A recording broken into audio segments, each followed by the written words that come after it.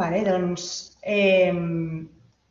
benvingudes i benvinguts a una altra sessió del seminari, que ja portem 2 setmanes i esta és la tercera.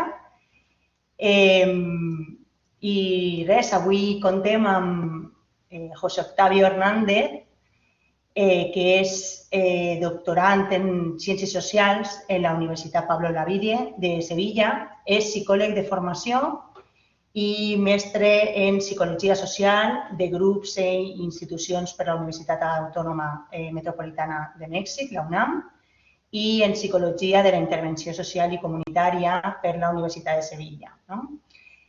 I és membre de distintes organitzacions. És membre de la Latin American Studies Association, la LASA, del Laboratorio Iberoamericano para el Estudio Sociohistórico de las Sexualidades, de la Red Temática de Estudios Transdisciplinarios del Cuerpo y las Corporalidades, Cuerpo en Red, y de la Red de Investigadores sobre Género y Espacio. Avui ens va parlar del que està sent la seva tesis, de l'elaboració de la seva tesis. Jo vaig conèixer a Octavio ja fa molt de temps, 5 o 6 anys ja, després hem tornat a trobar, i justament vam compartir una taula sobre sexualitats en homes que tenen sexe amb homes.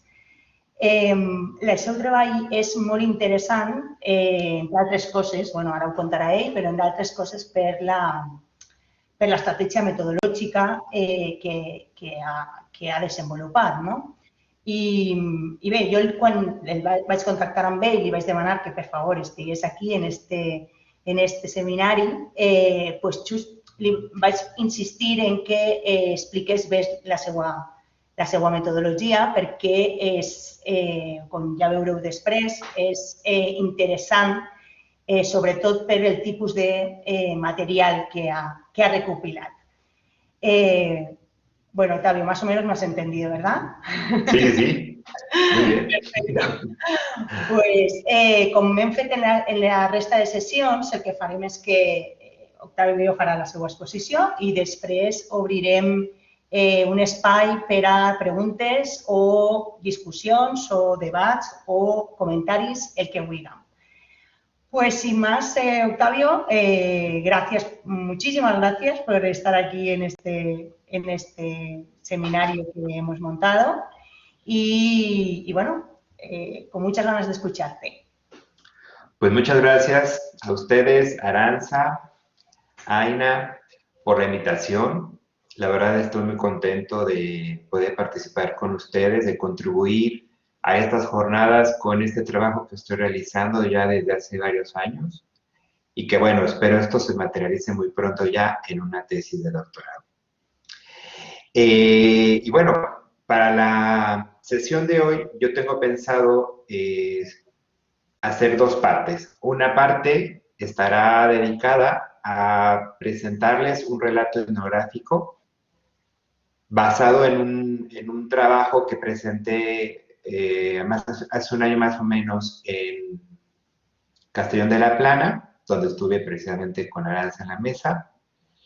Y después de esto, pasaríamos a hacer, digamos, como ya un desarrollo teórico, metodológico, con relación al trabajo de campo y estas encrucijadas metodológicas que me he planteado para la sesión.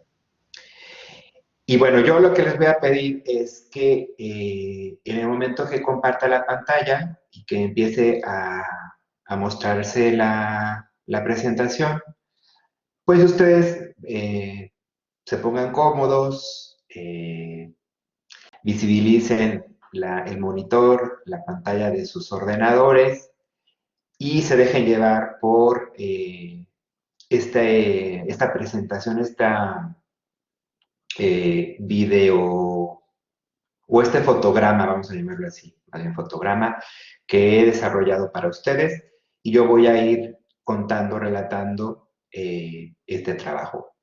Ya después de ahí pasaríamos a la presentación, si están de acuerdo. ¿Vale? Bueno, entonces vamos a hacer lo que nos toca.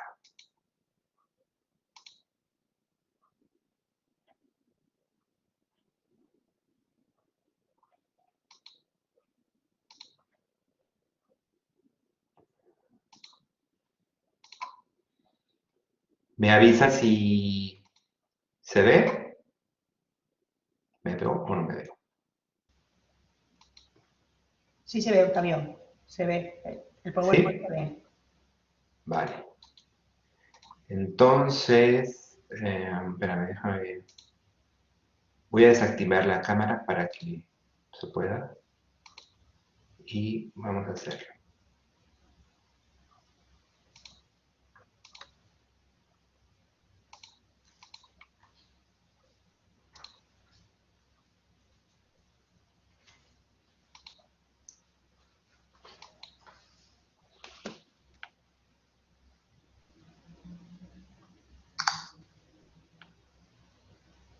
Bien.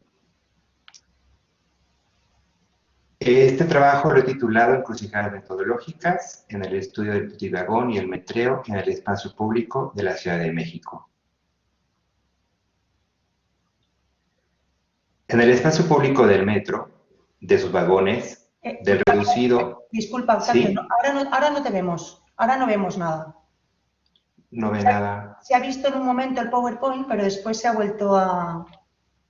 ya no se ve. A ver. ¿Lo estás compartiendo desde una pestaña, me imagino, o desde...? Sí. ¿Ahora se ve? No, no. No. A ver.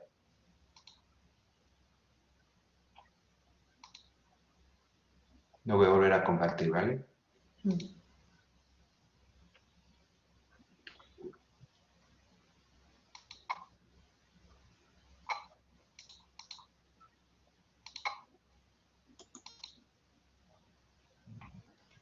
¿Se ve ahora? Sí, ahora se ve. Ahora sí. Ahora Sí. sí. Ahora perfecto, ahora Perfecto. perfecto. Sí. Muy bien. Bien. Bueno, vamos a empezar. En el espacio público del metro, de sus vagones, del reducido o amplio espacio de su interior, la multitud encuentra en su cuerpo una herramienta suficiente para la expresión, a veces no tan libre, de la sexualidad periférica, también llamada transgresora. La cualidad que tiene el metro para ser un espacio colectivo, de tránsito, heterogéneo y que facilite el despliegue de prácticas homoeróticas entre hombres, tiene entre sus fundamentos principales al cuerpo. Los lenguajes verbales y no verbales, las palabras secretas y frases entrecortadas, silencios y miradas furtivas, combinadas con sensaciones piel a piel, hacen presencia con alocuciones que amplían la experiencia subjetiva. El cuerpo, hecho de carne y humanidad, puede ser el principal instrumento vinculante, de mediación o conexión entre naturaleza y cultura. Es en el pliegue intersticial de estos dos universos donde el cuerpo asimilado como organismo es capaz de plegar sus propias partes hasta el infinito y de desplegarlas no hasta el infinito, sino hasta el grado de desarrollo asignado a la especie. El pliegue condensa la profundidad del cuerpo y la posibilidad de existencia de reconocimiento de la multiplicidad y, como sugiere Edgar Morin, de la multidimensionalidad. Pensar el cuerpo desde su singularidad, más allá de las certezas que establecen el orden de lo absoluto y el razonamiento de la ley, permite el reconocimiento de la sinrazón, los deseos, las pasiones, las necesidades, las creencias. Aludir a esta complejidad del cuerpo es aludir a la complejidad de las realidades que habitamos y nos habitan. Una aproximación para comprender el mundo de lo social desde el reconocimiento de su entramado como el todo en sus partes y las partes en su todo. La relación entre cuerpo y lugar es productora de espacio. De ahí el reconocimiento de la complejidad, siempre en devenir, de las realidades emergentes implicadas en la cotidianidad del metro de la Ciudad de México. Desde mi experiencia y a través del trabajo etnográfico, fue posible identificar cómo estos cuerpos se vincularon con la máquina del metro y su alcance en las relaciones homoeróticas. en especial los cuerpos de hombres que se mueven hacia y en el interior del último vagón. La armadura metálica del vagón se volvió parte o extensión del cuerpo, adquiriendo movimiento. Tubos, puertas y ventanas fueron utilizados por los usuarios hombres como medios para apropiarse del lugar y hacerlo suyo. Las ventanas y puertas, a través de su reflejo, facilitaron la interacción silenciosa y seductora con apoyo de la mirada. La estructura metálica del interior de la máquina dio sostén al cuerpo de usuarios hombres. Durante el movimiento del convoy, las manos, dedos y a veces las piernas y los pies se volvieron, metafóricamente, una extensión del cuerpo, de tal manera que esto facilitó la aproximación al otro diferente y extraño. Sin embargo, conforme el gusano naranja avanzó en su trayectoria, las fronteras entre materia inerte y viva se desvanecieron.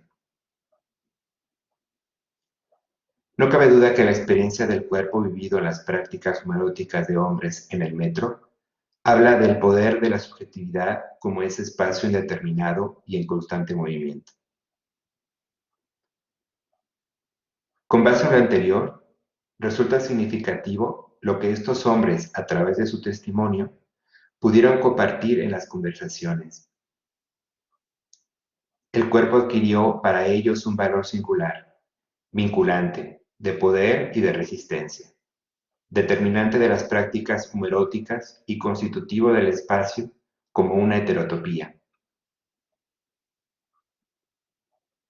Asimismo, se reafirmó la complicidad como parte de una preferencia por el contacto con otro hombre.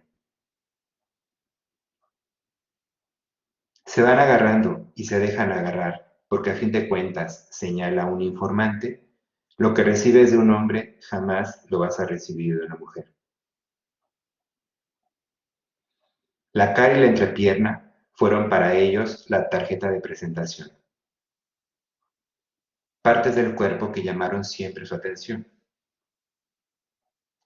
Esto era evidente, a discreción, cada vez que se ingresaba al último vagón, colocando la mirada en el bulto resaltado, incluso antes de abordar el metro. Desde aquí se podría pensar que el pene era la parte del cuerpo que motivaba los encuentros homoeróticos. En ese sentido, es pertinente recordar que desde tiempos ancestrales, manifiesto en sus imágenes, pero velado en sus discursos, el pene siempre ha sido la imagen representativa del falo, símbolo del poder y la masculinidad, no solo para el portador, sino también para quien resulta ganador o vencedor en la lucha cotidiana por el objeto anhelado. Otra forma de apropiarse del espacio y que permeó las prácticas homoeróticas en el interior del vagón es la cuestión del silencio y el privilegio por el roce de los cuerpos, permitiendo apuntalar la interacción deseada y esperada hacia el encuentro con el otro, donde se priorizó la complicidad del placer del cuerpo, la solidaridad del secreto y la fantasía sobre el valor de la palabra para crear un espacio de actos transgresores. Dicho encuentro muchas veces adquirió el sentido del ritual, donde hay un accionar aprendido desde la historia oral de quienes han vivido la experiencia homoerótica, ya sea desde la apariencia del cuerpo y o la interpretación que se hace de la imagen corporal como punto de identificación con el otro.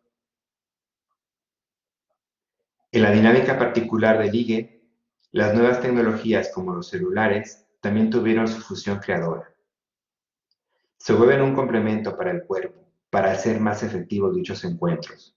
Esto es evidencia de que las prácticas homoeróticas hoy también se han transformado, reubicadas y circunscritas a procesos sociales globalizados que sujetan las vidas de los hombres a itinerarios bajo una lógica de mercado con ciertas condiciones de ser y estar. En estas prácticas, el anonimato es un elemento estructural de las mismas, ya que encadena miradas y sostiene los silencios, el deseo y la negación. El anonimato evoca los no lugares, es decir, espacios que no crean ni identidad singular ni relación, sino soledad y similitud. Espacios donde la historia no tiene lugar, donde se repiten las mismas imágenes y textos en una constante para hacer del tiempo fragmentos con principio y fin. Espacios donde quienes transitan a través de ellos se encuentran atrapados en los ecos y las imágenes de una suerte de cosmología objetivamente universal. Quizá de este modo, el anonimato ofrece a quienes lo practican la posibilidad de ser sin una identidad, sin juicio y prejuicio, sin una marca que señale y defina al grupo del que son parte por enamorarse, tener sexo o vivir su homoerotismo. En ese sentido, el anonimato puede ser la respuesta a la no identidad sexual para bordear lo gay y lo homosexual, lo joto, lo puto, lo marica. Los encuentros homoeróticos en el último vagón del metro son parte de una negociación de contactos corporales. Yo le llamo una social y corporalidad, donde los sujetos se implican con deseos, significados e imaginarios a través de los besos, del confort de los abrazos, de la estimulación de los pezones, de las caricias diversas por la piel, de los roces, de los fetiches y del cuerpo en su totalidad. Se pueden resistir ciertos roces y aceptar otros. Besos sí, pero no contacto con las nalgas. Estimulación de los genitales, pero no besos. El metro es un lugar de tránsito, pero para quienes se apropian de él, este lugar también adquiere el sentido de espacio practicado, por su significado, por el reconocimiento de lo que representa para quienes son sus usuarios. El último vagón deviene en espacio para el encuentro erótico sexual, posibilitando la emergencia de diversas formas de sociabilidad, de las que unos pocos son protagonistas, ya que pueden entrar y salir constantemente al tener conocimiento de su existencia y de estar implicados desde su experiencia. Es el espacio donde se pueden reconocer, donde la sexualidad puede ser expresada en el acto de la transgresión que bordea siempre los límites de la prohibición. Surge de la tensión de las fronteras entre el adentro y el afuera. Rompe con la monotonía de sus certezas. Hay un desplazamiento del sentido que introduce otra lógica al tránsito y al significado del viaje. El sujeto se apropia del espacio, lo significa, lo hace suyo. En experiencia he observado una variedad de comportamientos que se expresan de manera diversa y comunican deseos, sueños o expectativas de vida, matizados por la sexualidad y el erotismo de los cuerpos, la mirada y las palabras que se mezclan con y entre la gente que viaja en el último vagón, transformando el lugar físico en espacio dominado por la subjetividad, lugar antropológico según Auger. Un espacio cargado de sentido y donde cada nuevo recorrido, cada reiteración ritual, refuerza y confirma su necesidad.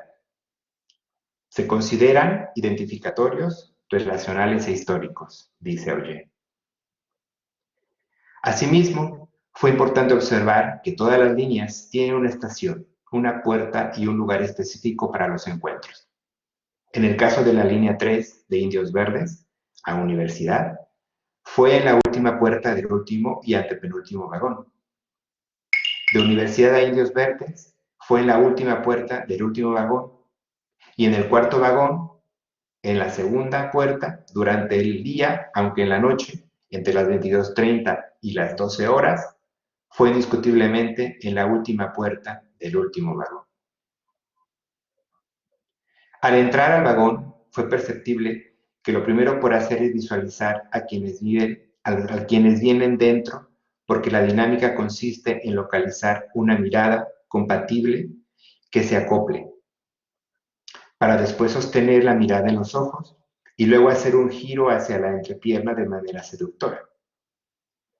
Solía suceder, y en la mayoría de las veces, que se miraban a los ojos otra vez, para después seguirse con la mirada en la dirección a la mano y el brazo, acompañando de un apretón sobre el pantalón muy cerca de la entrepierna.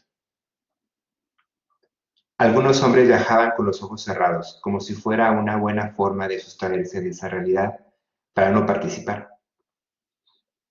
Finalmente, la simulación se complementaba con escuchar música desde su celular o leer un libro o una revista mientras otros observan la escena perversa de la seducción y el filtreo. Pegaditos, uno con el otro, o a través del reflejo de las ventanas, con cierta visibilidad parcial de lo que acontece porque la colocación de los cuerpos es muy particular, ya sea de espaldas o frente a frente, pero siempre en armonía con el movimiento del tren. En algunos hombres, las erecciones no se podían ocultar, al menos que colocaran frente de sí su mano, mochila, cuaderno o cualquier otro objeto que ayudara a disimular el bulto resaltado por los rostros y la imaginación. El contacto con las nalgas fue otro punto clave para entender si se aceptaba o no el cortejo erótico, ya que conforme se aproximaban los cuerpos, el arrejunte solía ser más cercano, ahí en donde era donde surgía el tortazo o la nalgada de uno al otro, o en un acto más erótico, el choque entre las nalgas y el pene de los hombres. El contacto también se producía por el deslizamiento de las manos a través de la estructura del metal de los tubos del vagón, como parte del ejercicio para sostenerse durante el trayecto del viaje. Las manos solían encontrarse iniciando con un primer toque para sentir la piel, textura y temperatura. Después, si era tolerado, ese primer toque se podía dar con otro más que prolongara más el roce con la piel. En las horas pico, todo empezó con el apretujón del vagón, con el arrejunte de los cuerpos. Algunos hombres entraban tapando sus genitales y a la expectativa del toqueteo que podía ocurrir adentro. En este ritual, los cuerpos en veces se acercaban o alejaban al sentir el contacto mutuo o en otros casos permanecían inmóviles porque era el lugar adecuado dentro del vagón para ser parte del encuentro homoerótico. Con el simple movimiento del vagón y los cuerpos instalados en su interior, surgió la escena que favoreció la aproximación, chocando y sintiendo el cuerpo de quien era el acompañante o los acompañantes en turno durante el viaje. Esto permite explorar, como en un ejercicio hipotético, sobre su accesibilidad, pues al ser receptivos a las diversas aproximaciones corporales del otro, entonces era cuando se podía iniciar el encuentro, tocando el cuerpo o rozando la piel con la mano, la pierna, las nalgas, el pene, los labios y las orejas. En este apretón, el cuerpo es el protagonista, el espaciamiento de la mirada de la que inaugura este proceso. Rostros y cuerpos, unos detrás de otros, apretados, justos, pegados, haciendo uno, fusionados en una especie de cuadro que formó el escenario para las prácticas homoeróticas. Cuando el vagón es liberado, los cuerpos restantes se quedaban expuestos al descubierto, frente a la mirada de los demás viajeros y con la excitación del roce que provocó la saturación del espacio. En la actualidad, el metro es referencia obligada para ubicarse en nuestra ciudad, reconociendo que en ella se centran una multiplicidad de agentes que lo caracterizan como metrópoli. El metro es espacio para la sociabilidad diversa, en la cual, por ejemplo, convergen profundos imaginarios en torno al amor y las prácticas homoeróticas. El metro es un ejemplo de movilidad que tiene que ver con los grandes desplazamientos a la ciudad. Es espacio hecho de máquina, carne y subjetividad, espacio de frontera y transgresión, con múltiples usos y diversos significados, enlazados y justapuestos. El metro es un transporte público que también se ocupa bajo una lógica capitalista, donde los espacios tienen una condición de clase basada en la diferencia de ingresos y del estatus social. Es un lugar de paso, pero asignado por la experiencia que da sentido al transitar, enmarcado por la espacialidad del territorio. Se deja una huella, se visibiliza un sentido y se sostiene un significado para quienes lo ocupan. De ahí la importancia de no olvidar que la geografía y el territorio ocupan un lugar central para la comprensión de mi planteamiento.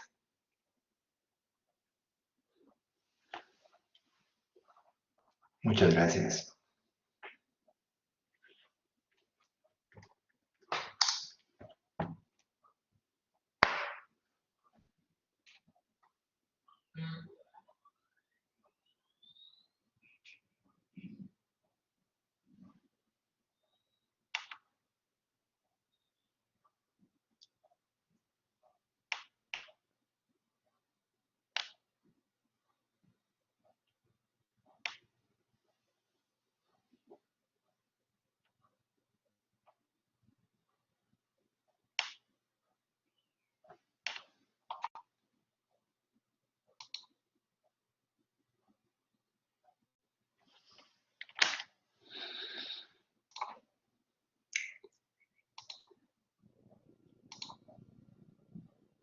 Bueno,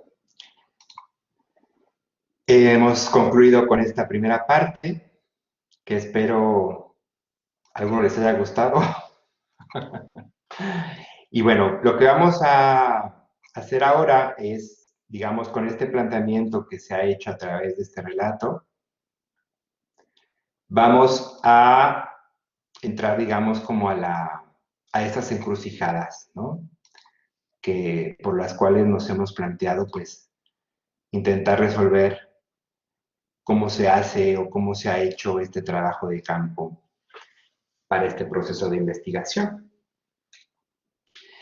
Y bueno, quiero decirles que uno de mis autores, que digamos fue como una manera, otra vertiente para aproximarme a este tema, es Carlos Monsiváis, un cronista de la Ciudad de México que ya murió en el 2010, en el 2018, y con quien de alguna manera me identifiqué porque él, aparte de hacer crónicas urbanas, digamos, sobre algunos lugares, fue de los pocos autores que retomó al metro y lo ponía al metro como su protagonista, ¿no?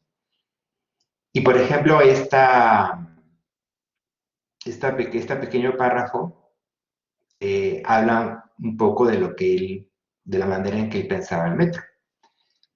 Él dice que el metro no es una metáfora o una reducción simbólica de la ciudad. Es, insisto, la megalópolis alojada en las ruinas de la prosperidad demográfica. Es la urbe que mediante el simple impulso masivo usa de pasillos y vagones para construir y destruir calles, avenidas, callejones, homicidios, multifamiliares, vecindades, plazas públicas, todo cimentado en la gente.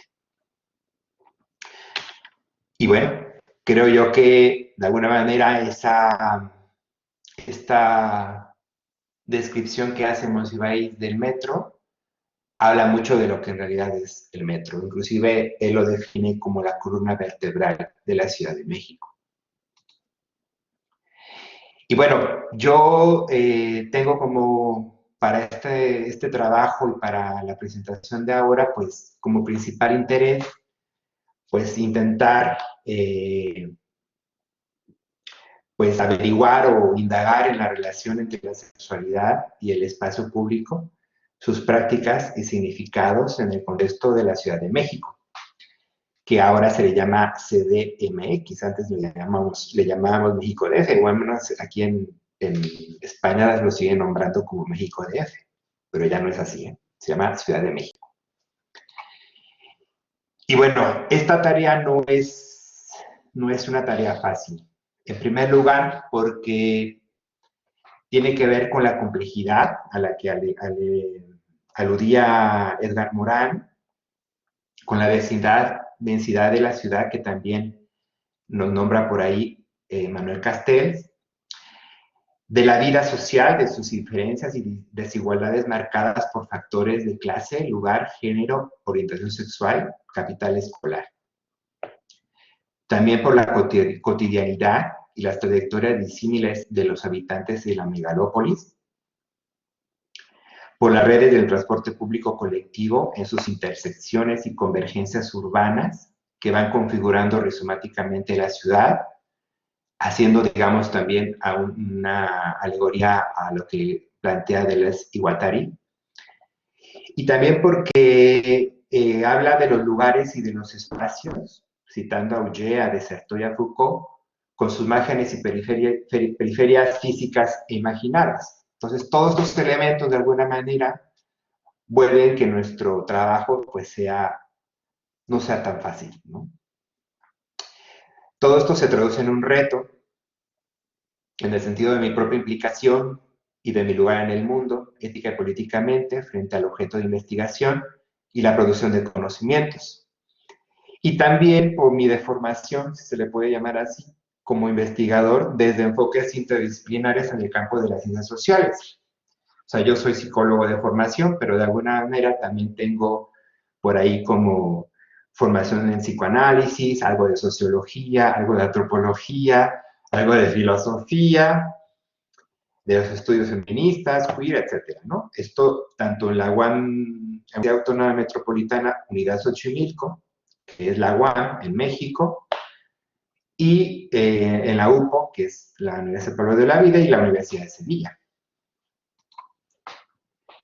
Ahora, ¿por qué el metro? ¿Por qué el metro? Bueno, ya les comenté. En primera, porque cuando empecé a leer a Carlos Monsiváis, fue como uno de mis primeros acercamientos.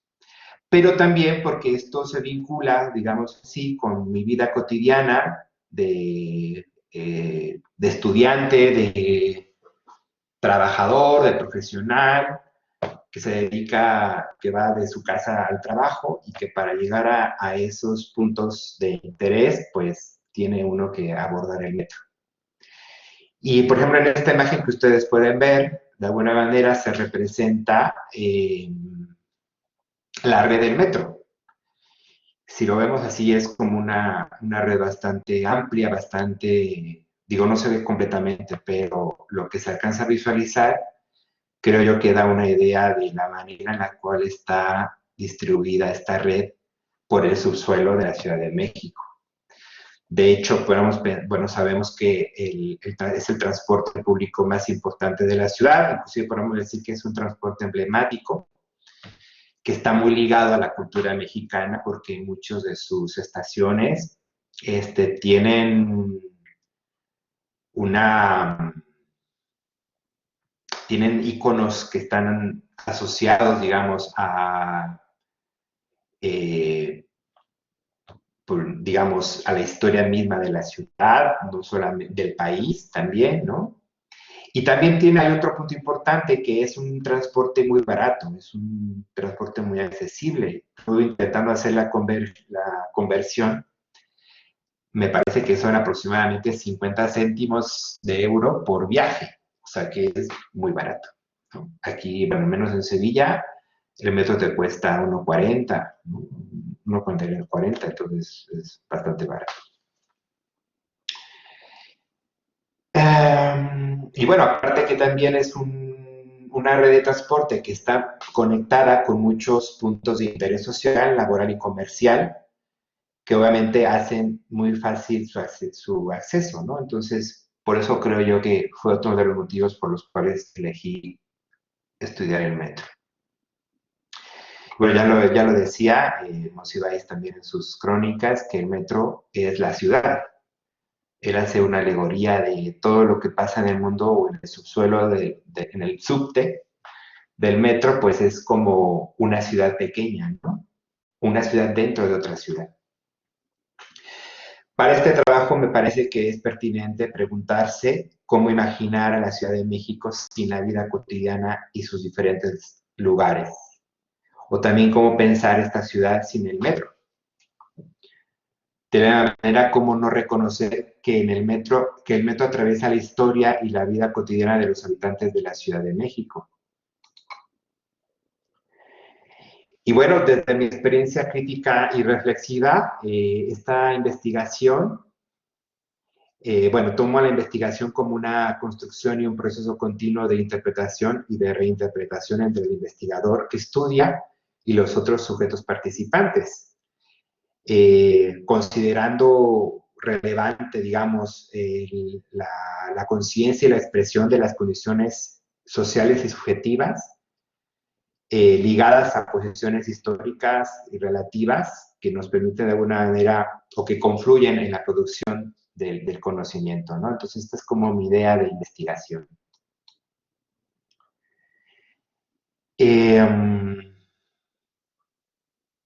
Bueno, y con relación a lo que yo me comentaba hace rato de este transitar cotidiano, pues bueno, a través del uso del propio metro como usuario, como viajero, ¿no? Se fue concretando la idea de explorar e interpretar, intentar comprender la vida cotidiana de sus usuarios. Y bueno, obviamente todo esto está ligado a dimensiones de lo privado, que podemos llamar más bien lo íntimo y lo público, de lo individual y lo colectivo, de lo subjetivo y lo social.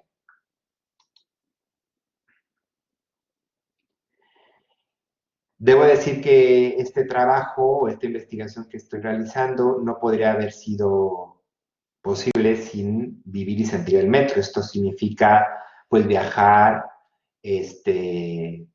a veces comer en el metro, hablar, oír, ver, oler, tocar, ser testigo de las dinámicas sociales emergentes de ese espacio. Y también, digamos, de todos esos usuarios y personajes muy singulares que surgen en la dinámica cotidiana del metro, ¿no? Como los marchantes, los vagoneros, los falluqueros, que son personas, digamos, que de alguna manera son figuras, digamos así, del propio metro, ¿no?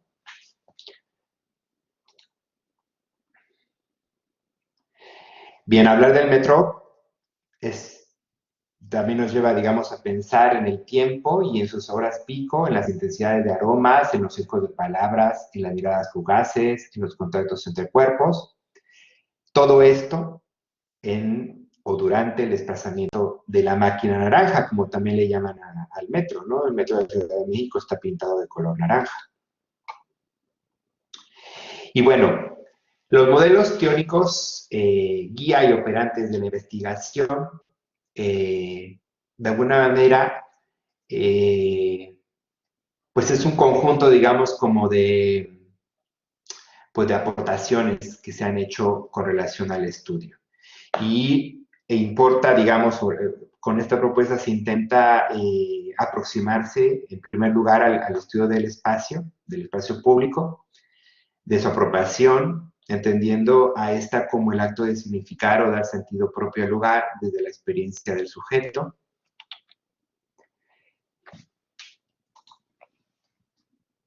Y bueno, entendiendo la noción de espacio como un proceso de subjetivación, donde el sujeto es, digamos, el principal protagonista, ¿no? Y que de alguna manera hay un investimiento de dar sentido durante esta apropiación, ¿no? Hay una lógica social humana de significado de lo inerte, de transformar, digamos, esa máquina o ese no lugar, como decía Auger, en un lugar practicado, un lugar con sentido, un lugar con significado. Ver que la relación entre el sujeto y el espacio es muy íntima, es muy cercana, ¿no? Y que ese encuentro subjetiviza ese espacio, ¿no? Bien, considero que para la cuestión del espacio, para poder entender la configuración del llamado putivagón o el último vagón, aunque digamos sus usuarios lo nombran como el vagón, pues es muy importante los aportes que nos hace Marc Augé con relación al no lugar frente al lugar antropológico, ¿no? El no lugar como la negación del lugar o de la no identidad, del sin significado, de la no trascendencia, y el lugar antropológico como la cualidad de apropiación de un lugar. También para mí ha sido muy importante la aportación de Michel de Certeau con relación al lugar practicado, que lo entiende como un cruzamiento de movilidades animado por el conjunto de movimientos que se despliegan en su interior. Y también Foucault, con su aportación sobre las heterotopías, ¿no? Que él las define como un tipo específico de espacio que tiene dentro de sí discontinuidades que abren la posibilidad de justaponer en un lugar real varios espacios que normalmente serían o deberían ser incompatibles. Como yo decía, el metro no solamente es un espacio para viajar, sino también es un lugar pues para socializar, para comer, para dormir, para eh, inclusive como lo vamos a ver más adelante, para metrear.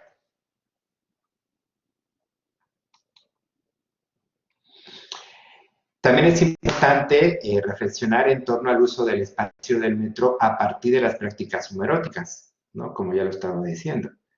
Entre usuarios hombres que asumen la identidad homosexual o gay, pero también, y yo creo que eso es mucho más complejo, aquellos que no se adscriben a alguna de estas identidades, ¿no?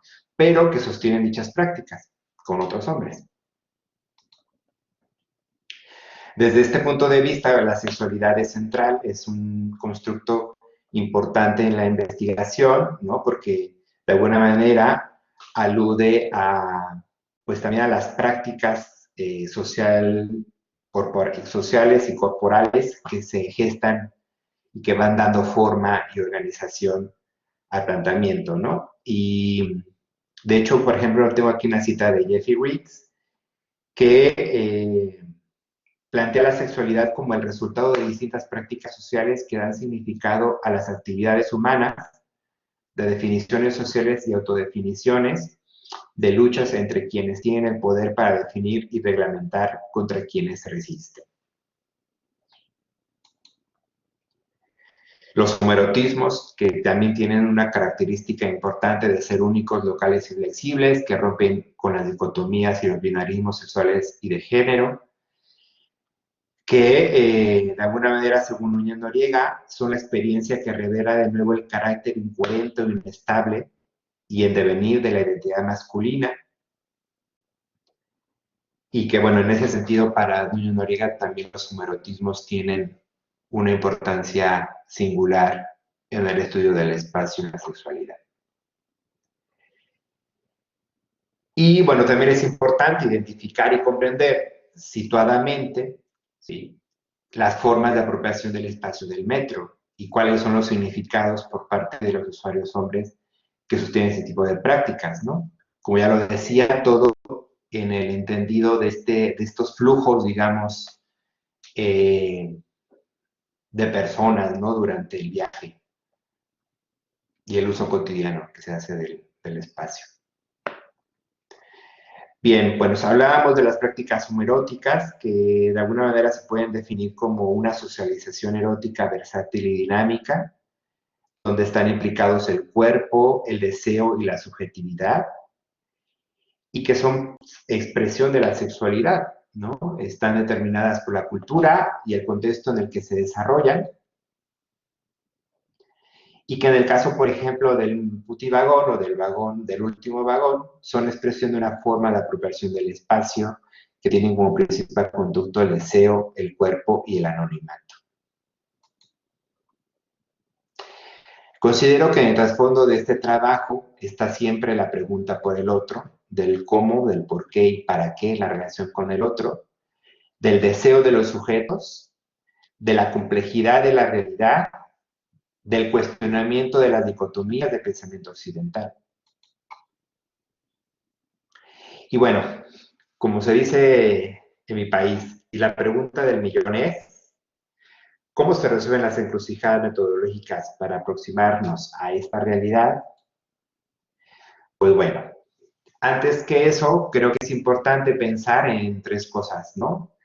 En la diferencia entre metodología, método y técnicas, ¿no? La metodología haciendo referencia al cómo se realiza una investigación, el método, el porqué del cómo o el camino, digamos así, que tienen que ver con las razones, las convicciones y decisiones del investigador que va sustentando la articulación de estos presupuestos teóricos, conceptuales, empíricos, para resolver lo que se quiere investigar, y las técnicas o herramientas o instrumentos que nos van a servir para producir los datos y, pues bueno, poder tener material para poder dar resolución a nuestro trabajo, ¿no? Para mí la perspectiva etnográfica ha sido crucial o es la más relevante, ¿no? Porque, bueno, entendiendo que la etnografía tiene, digamos, varias lecturas, o se puede entender de varias maneras, ¿no? Hay varios tipos de etnografía, que puede ser vista como técnica, ¿no? Ligada a la observación participante. También puede ser vista como metodología, una manera de abordar la investigación, o también puede ser vista como un género literario a través de algún tipo de libro, de artículo, de informes documentales, de audiovisuales, ¿no? Entonces es importante como tener una noción clara respecto a la etnografía. Bueno, hay autores como Eduardo Restrepo que dice que la etnografía es la descripción de lo que una gente hace desde la perspectiva de la misma gente, ¿no? Y está muy vinculada pues al estudio de las prácticas, ¿no? Lo que las personas hacen, sus significados, lo que las personas dicen que hacen y los contextos locales o singulares donde se ubican estos sujetos, ¿no? Lo que las personas deberán hacer, que también de alguna manera tiene un poco como la carga de la moral, de la norma, ¿no? Y bueno, es importante no dejar de lado que cada ejercicio etnográfico está marcado por los emergentes circunstanciales que lo van rodeando, ¿no? Que esos se van a presentar diariamente durante la práctica etnográfica.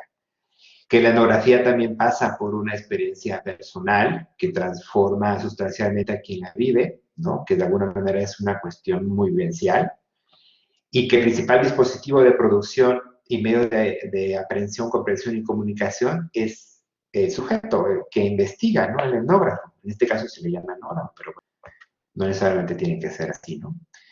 A través de las sensibilidades, habilidades y limitaciones.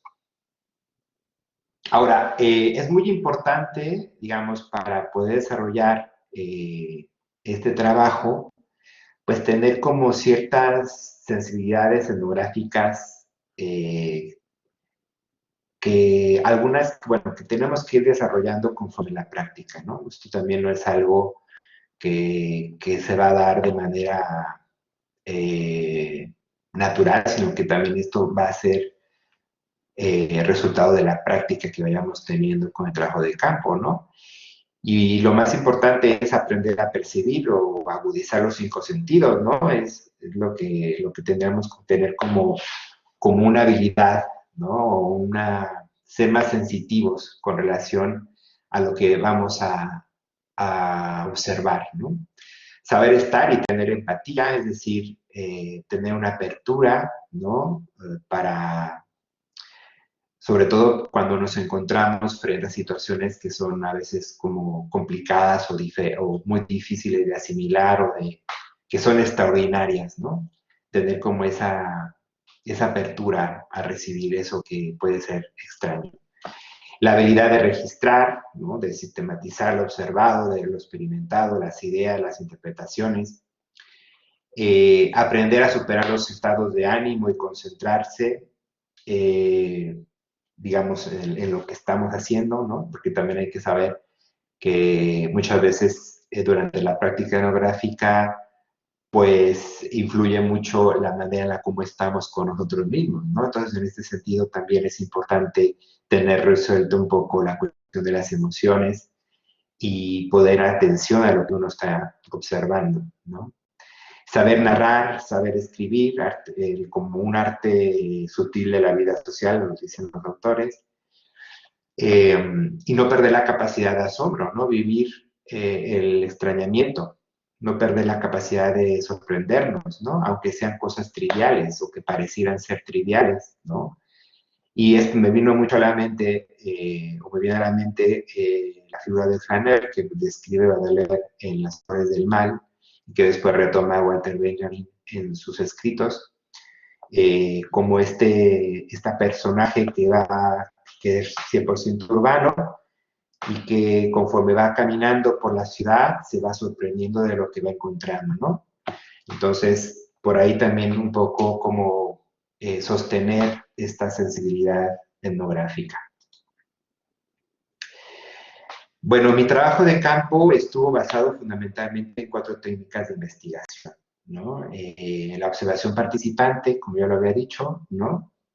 Que está muy ligada pues, al diario de campo y también a los sistemas conversacionales, y la entrevista abierta, ¿no? De alguna manera, pues los resultados que se fueron obteniendo o se van obteniendo con estos instrumentos de investigación, pues de alguna manera se busca triangularlos, es decir, que vaya habiendo eh, una, un emparejamiento entre la información que se va dando y que va muy vinculada, ¿no? A través de estas herramientas. En principio, la observación participante, ¿no? Que, por ejemplo, aquí tengo tres descripciones de lo que se le podríamos llamar la observación participante, que sería como una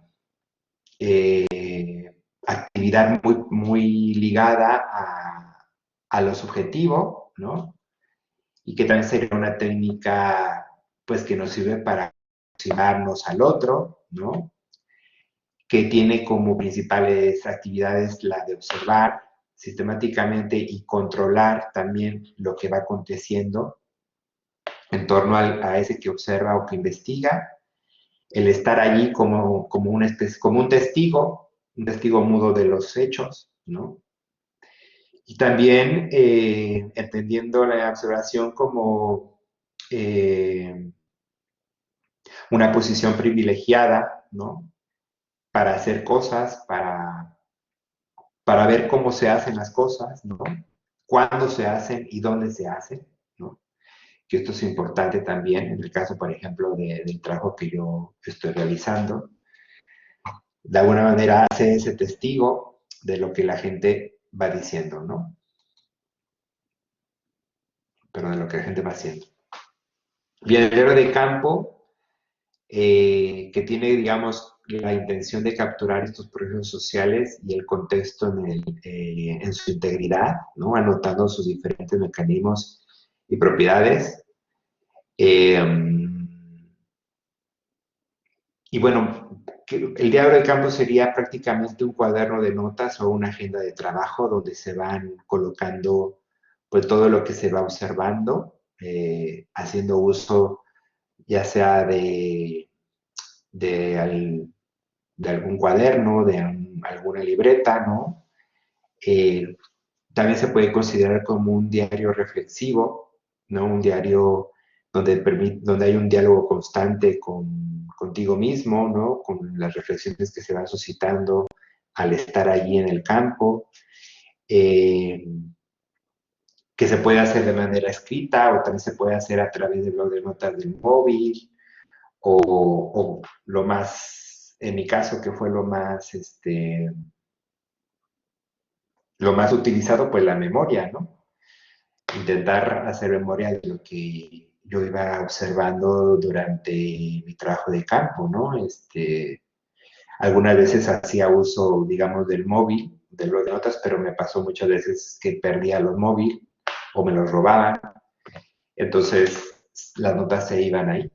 Entonces, también ahí como que no...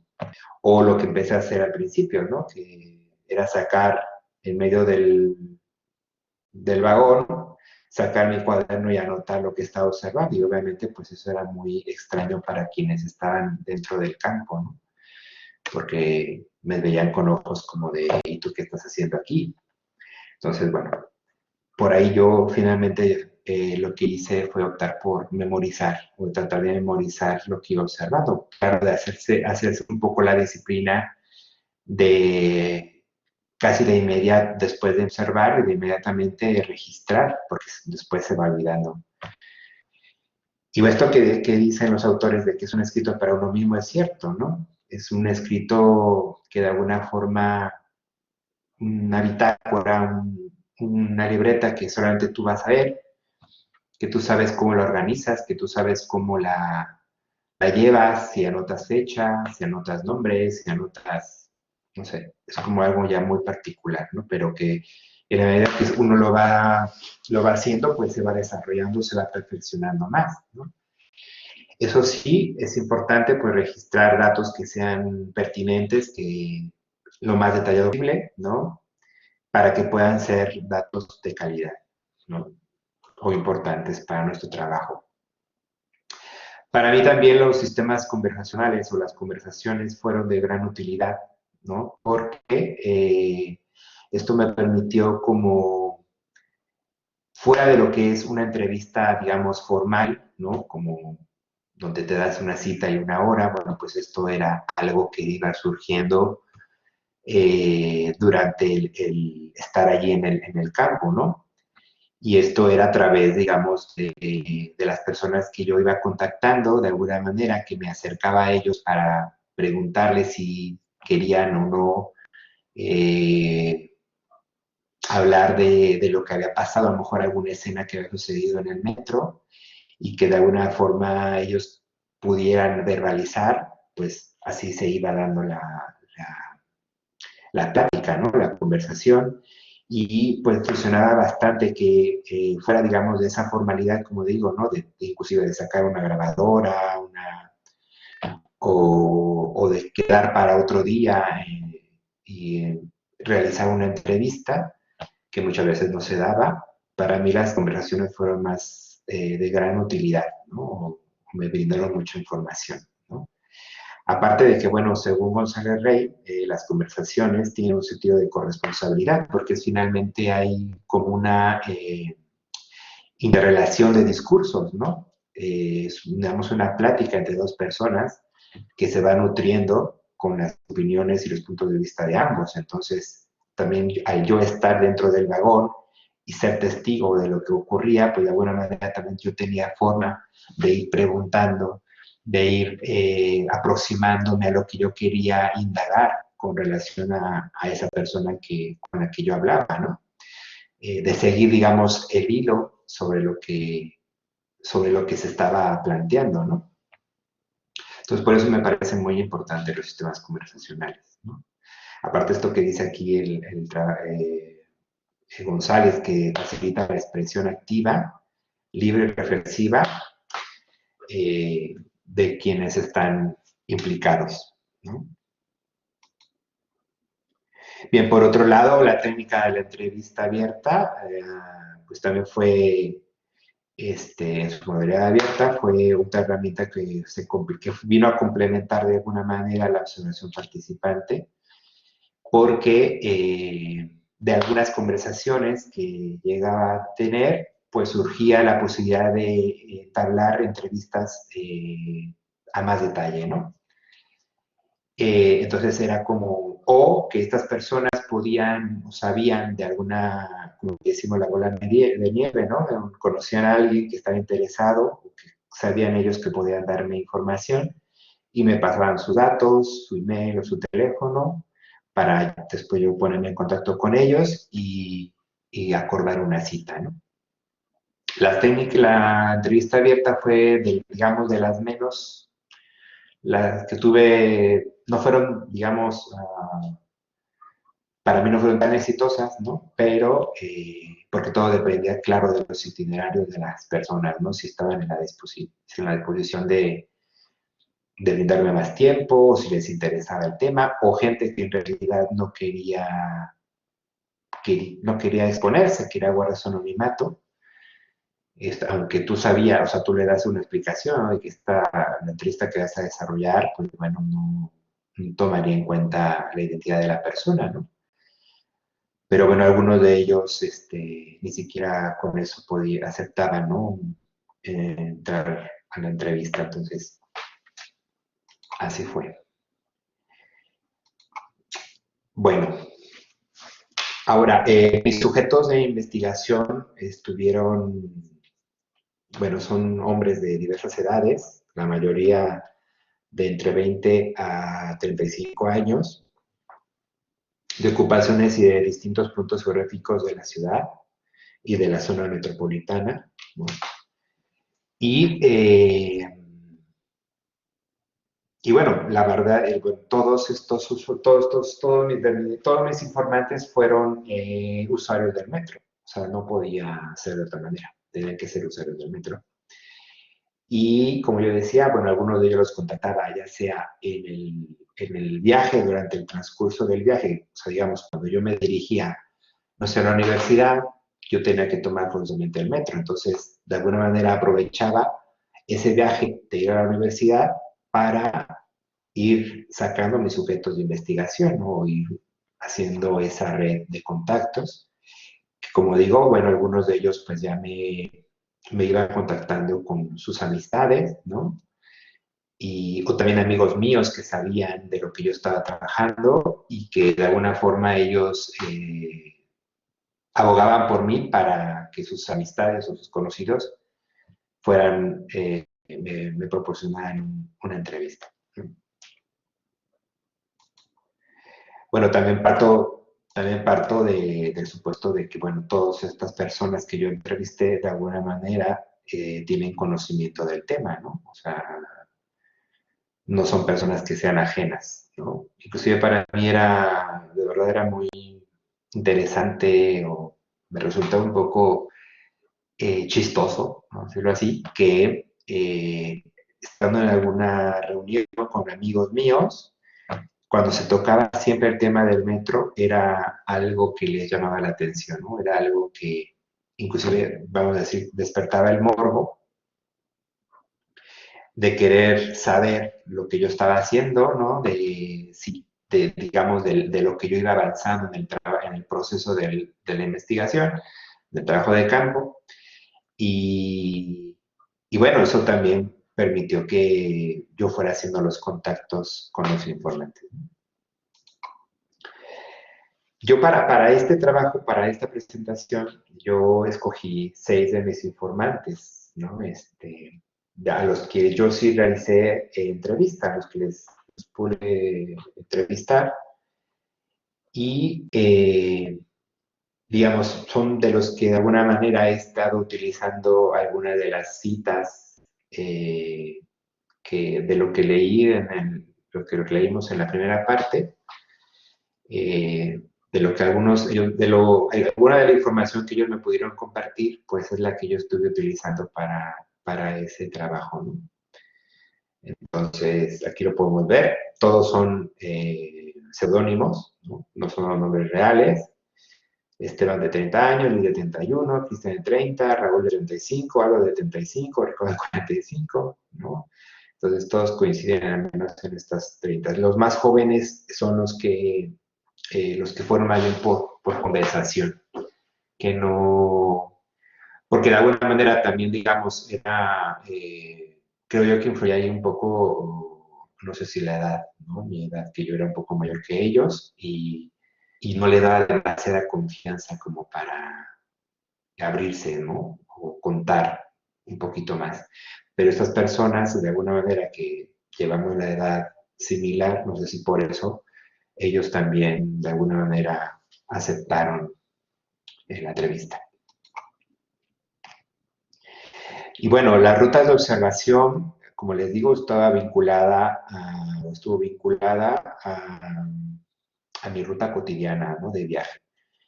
Ya sea la línea B, que va de un punto de la ciudad a otro, o la línea 8 o la línea 3.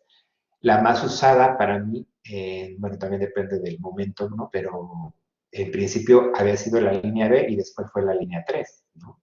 Entonces,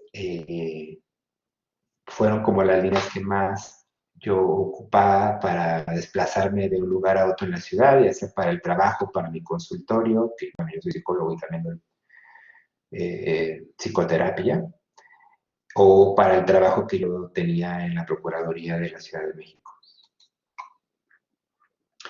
Bueno, algo importante en este trabajo son las horas pico, ¿no? ¿Y cómo se pueden entender las horas pico? Pues en dos polos, o así yo lo veo, ¿no?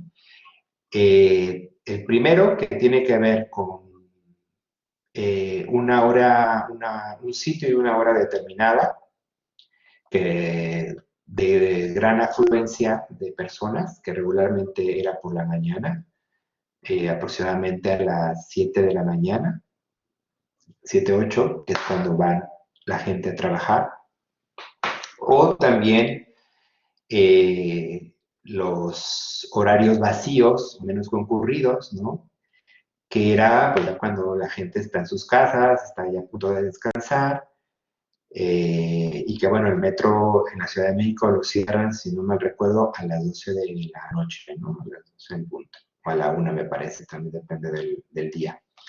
Pero, claro, esos horarios, esas horas son las menos concurridas, son las más, donde los vagones van vacíos y donde podemos pensar que es, también facilita que este tipo de prácticas o de metreo surja a través de estas condiciones, ¿no?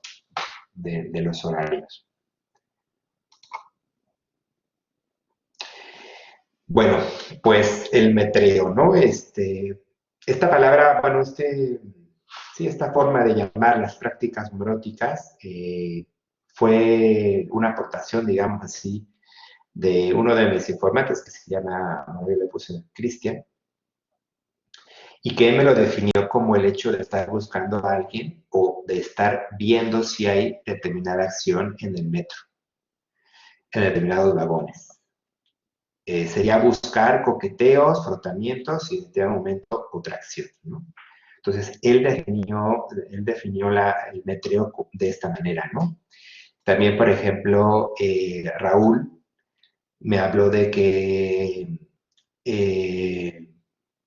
de que el metreo también se daba a través de gestos y de miradas, donde había una intención de seducción hacia el otro, ¿no? Y que eso desencadenaba en un fajoteo. Un fajoteo sería, pues, una cuestión erótica, ¿no? Un manoseo mutuo. Pero, claro, dentro de todo ese contexto del putivagón o del último vagón, que es, pues, donde hay bastante gente, ¿no? Eh, Bueno, y ese espacio del putivagón, pues bueno, debemos decir que es un espacio codificado, es un espacio de expresión de prácticas, que de alguna manera que socializan, ¿no? Que generan también nuevas identidades, algunas de ellas cargadas por estigmas, como pueden ser las propias metreras, las sanjuaneras, los chacales, los mayates, los bugas, los putos, ¿no? O sea que de alguna manera dentro de ese grupo de hombres hay estas nuevas identidades, ¿no? Pero que de alguna manera algunas tienen una, un estigma más profundo que otras, ¿no? Pero todas son de alguna manera identidades estigmatizadas, ¿no? Vamos a llamarle así. Y que de alguna manera todas estas también confluyen en ritos que se van generando, como ya lo expliqué en la primera parte, donde yo hablaba de cómo se iba dando el acercamiento a través de la mano, colocar la mano en el tubo, o la mirada, ¿no? O el silencio, también que eso fue muy importante, ¿no? En mi trabajo. Bueno, aquí por ejemplo Ricardo, ¿no? Nos dice que las metreras son para él personas que van al punto, ¿no? Es decir, no tienen lineamientos, son muy intensas, son muy bruscas, son aguerridos, son decididos, ¿no?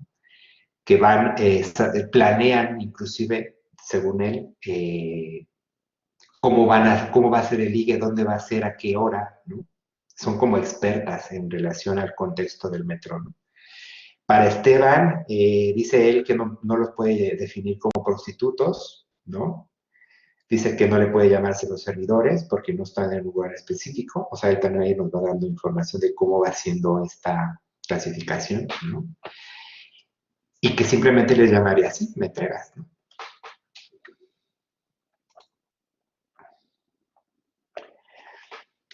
Y bueno,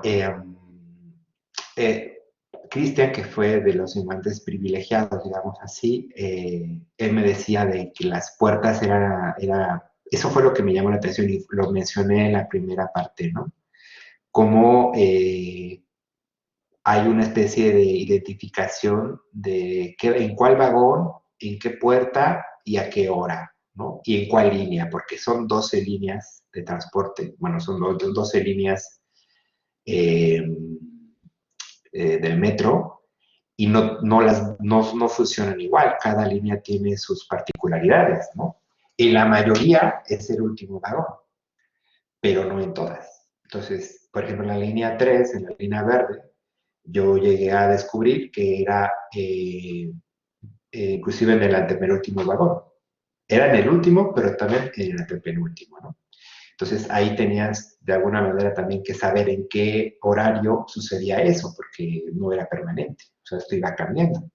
Inclusive recuerdo que en el año, no sé si fue en el 2010, el gobierno de la Ciudad de México, ante las denuncias que había de acoso sexual para las mujeres, ¿no? Hacia las mujeres, eh, que en realidad eso existe, que eso es real, ¿no? Que inclusive se implementó una política de cerrar o de destinar los 3 primeros vagones para las mujeres únicamente, que ellas puedan viajar ahí, pero a pretexto de esto también cerró o mantuvo cerrado los últimos 3 vagones del metro, ¿no? Entonces, de alguna forma, en un contacto que yo tenía importante en la jefatura del metro, me dijo que eso había sido como una cortina para de alguna manera desviar la atención y no denunciar que lo que estaba pasando en realidad en el metro, ¿no? O sea, estos contactos, estas prácticas homoeróticas.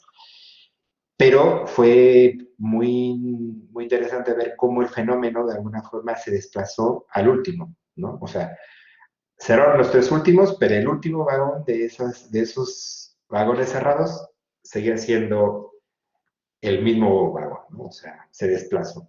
No interfirió en nada esa acción que realizó el gobierno para evitar que siguieran dándose ese tipo de prácticas. Bueno, por ejemplo, aquí Luis también nos escribe que el metreo es una mirada que solo tú puedes entender, ¿no? Dice, y que con esa mirada te puedes dar cuenta de si le gustas o no a la persona, ¿no? O si se puede acercar o no. Es como saber si te va a dar permiso de acercarte o no. Eh, Dice, se acerca y de alguna manera quedas frente a frente o a veces ni siquiera se ve. Eso también puede pasar, ¿no? Que digamos no se dejan llevar por la mirada, sino más bien por el contacto corporal, ¿no? Ahí se van gestionando, digamos, los placeres, se van gestionando las formas de ir accediendo al otro, ¿no? Pero la mayoría de ellas, o de estas prácticas metreras, se dan a través de la mirada.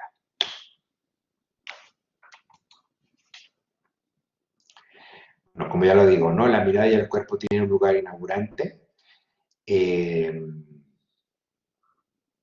Y el lugar o la posición de la mirada en los encuentros homoeróticos, ya sea de manera ocasional o permanente, tiene una singular importancia si se toma en cuenta que la mirada, antes que la palabra, es un estructurante de las relaciones, al menos en el Utíbago. Cristian nos dice que después de la mirada, si estás en el vagón, es ver su cara, ver su cuerpo, ver su zona genital. Igual si le atraes, es como puedes saber si eso puede funcionar para algo más, ¿no? O simplemente termina la intención, ¿no? Mm, bueno, yo creo que este fenómeno social es un problema del últimamente humano y de sus contradicciones, ¿no? Considero que es una manera autocreativa, digamos, del sujeto de reinventarse para dar cabida a ese deseo inconsciente, a eso que está íntimamente ayecto desde lo social, ¿no? Que son prácticas que llevan consigo no solo la carga de lo sexual, sino también una historia de represión y prohibición de la sexualidad.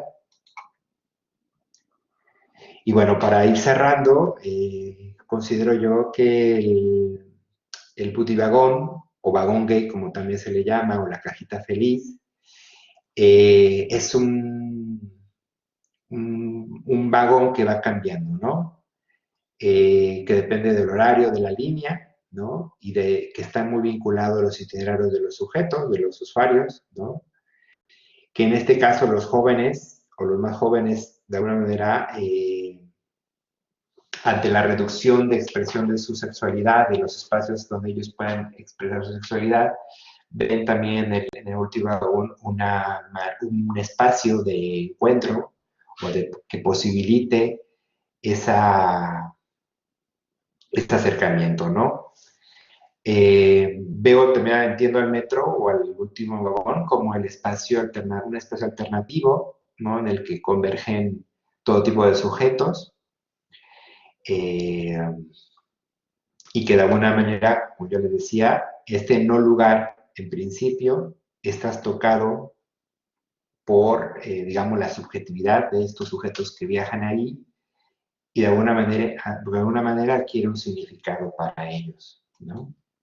De tal manera que así le denominan ellos mismos, digamos, este vagón común y corriente, para ellos ya no es el vagón, es el último vagón, o es el puti vagón, o la cajita feliz, ¿no? También pienso que es un espacio donde se puede reconocer, donde la sexualidad puede ser expresada en un acto de transgresión, que también se puede entender como un espacio de seguridad. Muchos de ellos me refirieron sentirse seguros ante los ataques homofóbicos que hay en el transporte. Cuando ellos viajan dentro de este vagón, pues también se sienten más protegidos. Inclusive algunas mujeres que también llegué a entrevistar me decían, me referían lo mismo, ¿no? Que ellas preferían viajar en el putivagón porque sabían que ahí no iban a ser acosadas, ¿no? Porque de alguna manera ellas se sentían respetadas. Eso sí, se volvían, digamos así, testigos o cómplices o partner de la escena homoerótica que pudiera producirse o emerger dentro del espacio del putivagón, ¿no? Bueno, yo creo que uno de los aportes que considero, bueno, es una noción que estoy desarrollando, es este aporte de Foucault sobre el emplazamiento, ¿no? Una propuesta que me parece que hay que seguir pensando y profundizar con relación al estudio del espacio del metro, es algo que estoy desarrollando, pensando, ¿no? Porque él define el desplazamiento como esas relaciones de proximidad entre puntos o elementos, eh, y se refiere a la capacidad de transformación que tienen las relaciones humanas como subactivadoras del lugar. Entonces, bueno, es algo que estoy viendo cómo lo trabajo. Y bueno, creo que la transgresión, ¿no? Que se da de estos bordes, ¿no? De los flujos, ¿no? De los usuarios, pues también es de alguna manera marcar un quiebre entre lo público y lo privado, pero también una continuidad. O sea, son las dos cosas, porque en el momento que las puertas se cierran, digamos, se crea una intimidad, ¿no? Que se expone hacia el exterior, ¿no? Entonces siempre es estar dentro del borde, ¿no? O en los bordes, ¿no? Considero que es importante los contrasentidos, ¿no? Lo que hablábamos hace algunas presentaciones anteriores, ¿no? Que suscitan una afectación entre esos sujetos, ¿no? O sea, todo cómo se va sobreponiendo dentro del espacio otras prácticas, ¿no? Otras formas de uso de ese espacio, eh, que le dan también nuevos sentidos, ¿no? Y por ahí también en algún momento hablé del amor, ¿no? Que muchos de estos hombres con los que llegué a tener algún tipo de intercambio verbal, en el sentido del tema, hablaban de cómo que para ellos había una expectativa del amor, ¿no? Una intención de conocer o de reconocerse en el otro con la intención de establecer una relación más allá de ese espacio, ¿no? Algunos de ellos, o alguna de esas citas, o de esa prolongación, llegaba a ser efectiva, de tal manera que podían quedar para tomar un café o para tomar una cerveza. Algunos nunca llegaban a la cita, ¿no? Otros daban teléfonos erróneos, ¿no? De tal manera que no podía trascender, ¿no? Pero bueno, siempre estaba ahí como la cuestión del amor, ¿no? La duda, la pregunta por el amor. Desde luego la cuestión de la soledad y del vacío, ¿no? Que son personas que se sienten muy solas. Y pues también esto nos habla de la fragilidad de los vínculos, ¿no? Bien, finalmente considero que el metro, como lo decía, eh, lo refería en algún momento, también lo refería a Foucault y lo hablaba, no al metro, pero sí con relación a la ciudad, a los estudios que se hacían sobre la ciudad, con las heterotopías. Y también Sergio Tamayo, un sociólogo mexicano, que en la ciudad, en cualquier ciudad, ningún lugar es un no lugar. Es decir, todo tiene un significado, ¿no?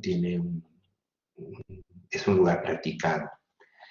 El metro, considero que el metro es un espacio social que a manera de espejo es un sustrato de lo macro, que está presente en lo micro, ¿no? Que el Pudivagón puede ser entendido como un espacio cargado de significado, de símbolos que orientan y dan sentido al actuar, al pensar y sentir de los hombres usuarios que viajan en su interior. Que el Pudivagón es un espacio de encuentro y reconocimiento, de acoplamiento y borramiento de la identidad, que es una expresión de lo humano, de lo íntimo, de lo anónimo, como ya decía, de lo subterráneo, ¿no? Y que finalmente es un espacio de expresión para estos hombres que no se adhieren a una identidad en específico, como puede ser homosexual o puede ser lo gay, pero que de alguna manera ejercen estas prácticas, ¿no? Y bueno, pues creo que con esto daré por terminada la presentación, así que pues quedamos abiertos para lo que sea.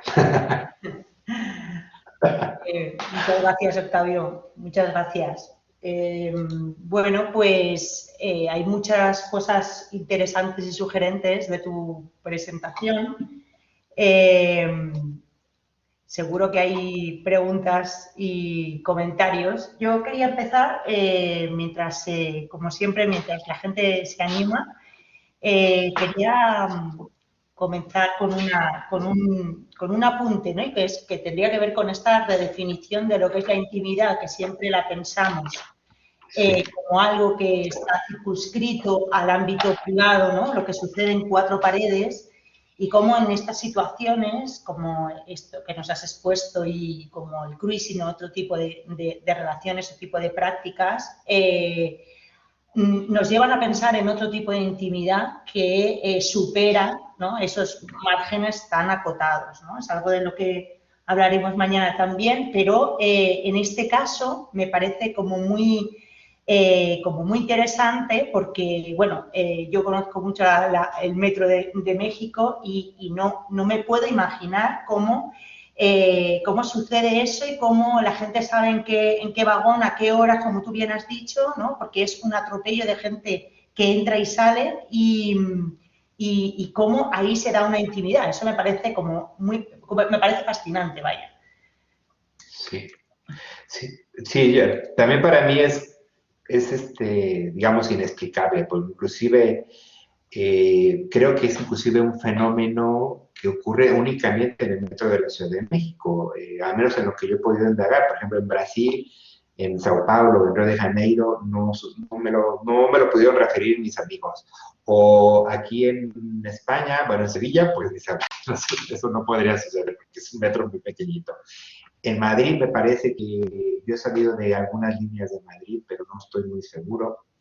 No sé si de la misma manera como pasa en la Ciudad de México, ¿no? Pero, digamos, sí es como interesante ver de qué manera este espacio se van apropiando estas personas, ¿no? Estos hombres, ¿no? Y yo creo que tiene que ver un poco, pues sí, con la represión, ¿no? Que siempre habíamos vivido como homosexuales, ¿no? De, la cuestión también de saber que son prácticas que de alguna manera, pues no, que están muy asociadas a las rutas cotidianas de cada viajero, ¿no? De cada usuario.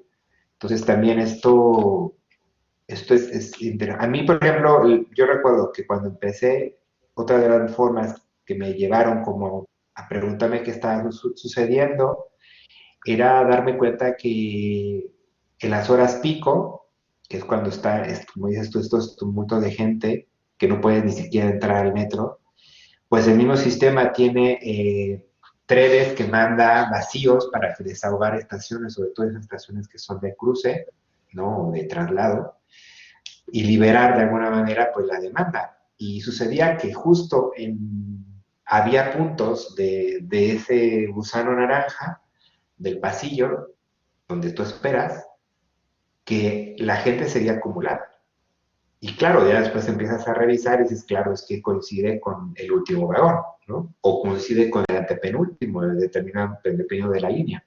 Entonces, eso es muy interesante, muy... O, por ejemplo, inclusive yo alguna vez, entrando yo al vagón, me topé con un condón tirado, ¿no? Y me llamó, ¿qué está haciendo un condón en un espacio público como el metro? Entonces, es así. No sé si alguien más, alguna pregunta, algún comentario. Sí, Luis. Luis. Adelante, Luis.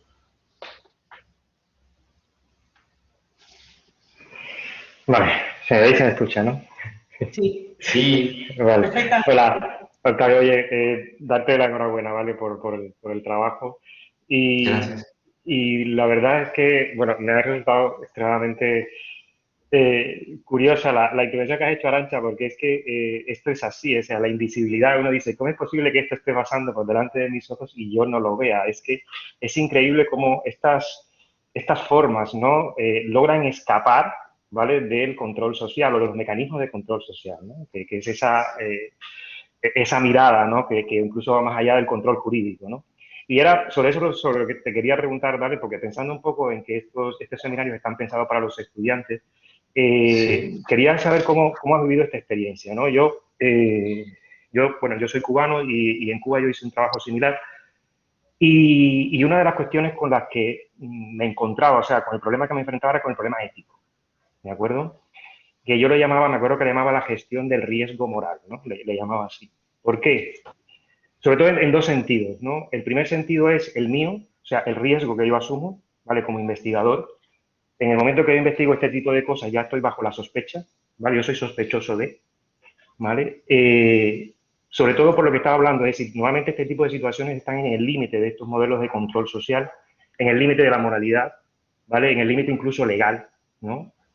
Y luego los propios personas que estamos investigando, es decir, el cuidado que hay que tener precisamente para evitar que esto que luego nosotros emergemos a la opinión pública de alguna manera, ya sea en espacios que pueden ser académicos o no, termina afectándonos, ¿no? Y por una experiencia, de hecho, personal que tuve, ¿no? En Cuba se hacían unas fiestas también que eran fiestas ilegales, que se hacían también de gays y tal, que era muy parecida a las rave de aquí. Y precisamente los estudios que nosotros hacíamos era precisamente el uso de los espacios urbanos, etcétera, etcétera, el cruising, pero no solamente este, sino también, por ejemplo, el uso del teatro, el uso de determinadas zonas dentro de La Habana, del malecón, etcétera. Y con una persona que vino de ONUCIDA, me acuerdo, estuvimos trabajando este tema y en un espacio, evidentemente que era un poquito más público, estuvimos comentando estas cosas, ¿no? Y justamente el fin de semana siguiente hubo una redada policial en una de estas fiestas, ¿no? Y de hecho nosotros nos sentimos culpables por ello, ¿no? Entonces, quería que un poco que comentaras tu experiencia, porque yo sé que esto para los estudiantes es extremadamente, yo creo que puede ser interesante y además es muy importante la cuestión ética, insisto, la ética del propio investigador, es decir, los riesgos que yo asumo como investigador, ¿vale? Y riesgos morales estoy hablando, y luego el riesgo precisamente al que estoy exponiendo a las personas que estoy investigando. sí. Bueno, bueno, pues moral siempre va a estar, a menos en este tipo de temas, ahí, ¿no? Sí, no es algo a lo que podamos, creo yo, escapar. Y definitivamente es como una manera de asumir una posición, ¿no? Digo, en el caso de que tú estés comprometido o tengas la intención de trabajar en ello, pues asumir esa posición y saber que de alguna manera tú también vas a ser señalado, ¿no? Como, pues no sé, a mí mucha gente me decía, Octavio, es que no puedo creer que tú te dediques a estudiar esos temas, ¿no? Porque, digamos, al parecer yo tengo como, digamos, por ser psicólogo también me imagino yo, ¿no? Como que la gente te coloca en un lugar como de lo formal, ¿no? De ser muy cuidadoso, etcétera. Entonces sorprendían que yo estuviera investigando esto, pero es que, de alguna manera, como lo dije, ¿no? Esto tiene que ver con una curiosidad que surgió en mi transitar de mi vida cotidiana, ¿no? Y que la verdad es que yo tenía muchas ganas de indagar sobre esto, ¿no? Que aparte que estuve haciendo una revisión bibliográfica y yo no encontraba estudios académicos, sí muchas notas periodísticas, pero no académicos, que hablaran sobre este tema, ¿no? Cuando yo lo planteaba con mis amigos, con conocidos también del ambiente gay, pues les parece interesante, ¿no? Que una persona asumiera ese riesgo, asumiera ese desafío, ¿no? De poder, de alguna manera, como aportar, ¿no? Porque yo, desde luego que yo siempre estuve como en ese cuidado de no estigmatizar, ¿no? O de no aportar un estigma más, o de desfavorecer al otro, ¿no? Inclusive muchos las personas que yo llegué a entrevistar, con las que pude conversar, me decían que para qué iba a ser el trabajo, que lo que me pedían era que al final ellos no se lea su nombre, que eso, así lo hice, resguardar sus datos, pero también que de alguna manera ellos pudieran ver al final el resultado, ¿no? Que ellos pudieran ser testigos de que eso que ellos habían aportado había tenido un buen camino, ¿no? Y creo que ha sido hasta ahora así, ¿no? O sea, yo jamás he puesto al otro en un riesgo, digamos, de ser vulnerado o de ser mm, sujeto de algún control o una política en contra de él, ¿no? Entonces, es complicado, digamos, al menos para mí en el ámbito también académico es complicado porque creo que estos temas también no son muy bien recibidos a veces por la propia academia, ¿no? Entonces, pero bueno, pues ya estoy aquí. ¿Qué puedo hacer?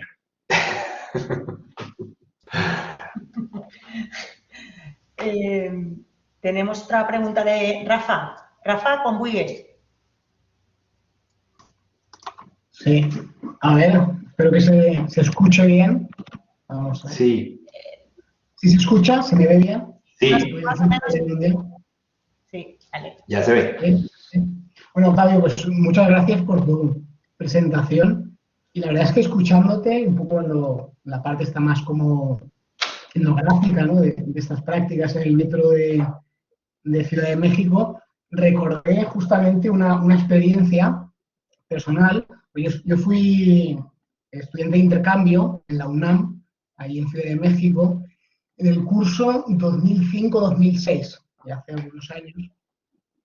Y yo fui testigo de una situación que bueno, creo que me gustaría un poco oír tu comentario, porque siendo muy diferente a lo que nos has hablado, fue justamente en el mismo metro de Ciudad de México.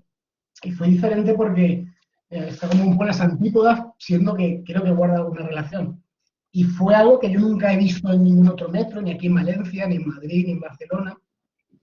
Y fue bastante, no sé si calificarla con cierta violencia, ¿no? Porque yo recuerdo que estaba esperando uno de estos vagones naranjas del metro de Ciudad de México y está en un andén, y en el andén de enfrente, de pronto, me di cuenta que estaba pasando algo porque la otra, sobre todo hombres que estaban cerca de mí en el mismo andén, empezaron a gritar y a insultar a alguien que estaba del lado del otro andén. Entonces, cuando me di cuenta de lo que estaba ocurriendo, era justamente que dos hombres jóvenes se estaban besando, así de manera como muy visible, abrazados y tal, en el andén de enfrente. De hecho, la actitud a partir de un momento era casi como de reto, ¿no? Como que tenías un grupo de hombres, también como muy metafórico, si quieres, ¿no? De un lado del andén, gritando a una pareja de chicos homosexuales que ya de alguna manera lo tomaban como algo de decir, sí, nos están insultando, pues aún lo vamos a hacer más visible, ¿no? Entonces fue, por un lado, como ese reto, esa osadía, ¿no? Y por otro lado, como muy violento por todos esos insultos, esa violencia verbal, que del otro lado del andén, mientras llegaba el metro, se produjo, ¿no? Entonces me llamó mucho la atención porque, claro, nunca había visto y nunca vi algo así y fue como muy impactante, ¿no? Y justamente, ¿no? Era como en un espacio, que también en el metro, y como a la vista de todo el mundo, mucho más público, por así decirlo, no sé si está bien utilizada la palabra, que lo que sucede en el último vagón, como nos has relatado. Entonces, de repente lo recordé escuchándote, hacía tiempo que no lo recordaba, que bueno, estaría bien escuchar cómo si puede encajar esta anécdota, si pasa más, no lo sé, en aquella época, no sé si ahora, y bueno, si podía guardar una relación como contrapunto quizá a lo que nos explicaste. Sí, Rafa. Mira, de hecho, ahorita estoy recordado también, gracias por lo que nos comentas, que, bueno, el metro, la línea rosa, que es la línea número 1, la que va de Pantitlán a Observatorio, la que cruza precisamente por la zona rosa de la Ciudad de México, que si la zona rosa sería como la zona gay de la Ciudad de México, que no está, o sea, institucionalizada como zona gay, pero bueno, socialmente se reconoce como zona gay, porque regularmente ves a las parejas, ¿no? Los hombres toman de la mano, ahí parece que puedes besarte y la gente no te va a decir nada, está todo como más asimilado. Pues esa línea es la que podamos pensar que muchos grupos inclusive ONGs, ¿no? Grupos que están políticamente comprometidos con la lucha por los derechos LGBT, ¿no? Usan o ocupan ese espacio del último vagón, pues para reivindicar su deseo, ¿no? Para de alguna forma reafirmar, ¿no? Sus prácticas, su orientación sexual, ¿no? La posición política que ellos se plantean frente a todas estas otras políticas que lo que hacen es pues estigmatizar al otro, ¿no? A pesar de que en la Ciudad de México ya hay una ley de convivencia para parejas del mismo sexo, ¿no? Que es similar al matrimonio igualitario, aún y con esa ley, ¿no? Sabemos que, digo, sigue habiendo prácticas de violencia, ¿no? Hacia las personas del mismo sexo, ¿no? Entonces, creo yo que en este caso que tú comentas, embona un poco con esta cuestión de cómo el metro en esa línea en específico, por ser como una línea emblemática para el mundo LGBT, ¿no?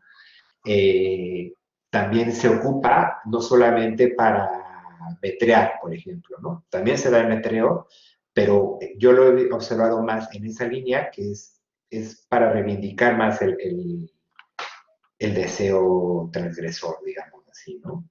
Entonces, creo yo que esto que tuviste está muy asociado con lo que mucha gente, de alguna manera, en esta especie, como tú dices, de desafío al otro, ¿no?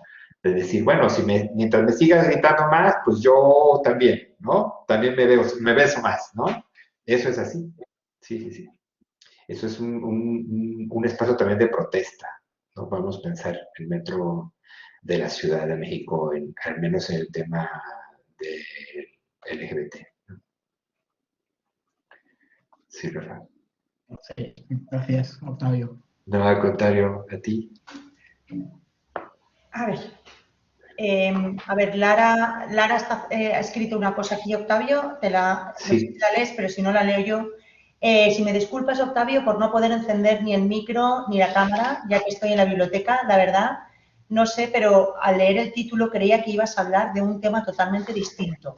Me he sorprendido y me ha encantado. Es la primera vez que escucho de este tema y me ha parecido súper interesante.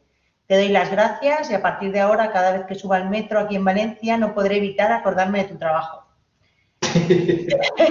Ay, gracias, Lara. Oye, pero me cabe la duda de qué pensabas de qué iba a hablar.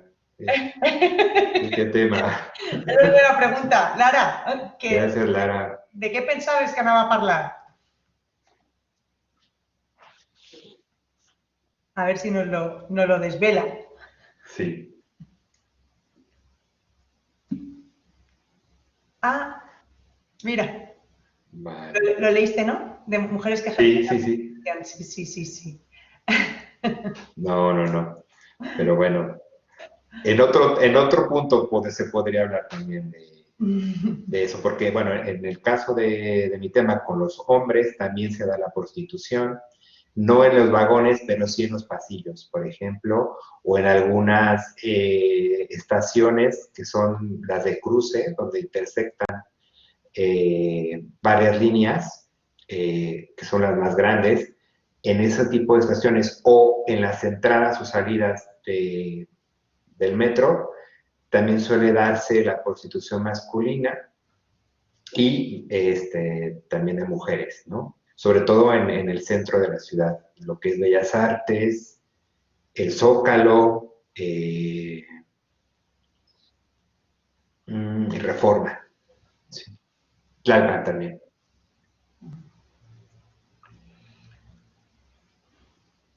¿Alguien más tiene alguna pregunta? Sí, alguien levantó la mano, que fue... Creo que fue Rose, pero que ya no... Que ya se fue. Sí, era Rose, sí. Pero ya no. ¿Creo que la bajó? Gracias a ti.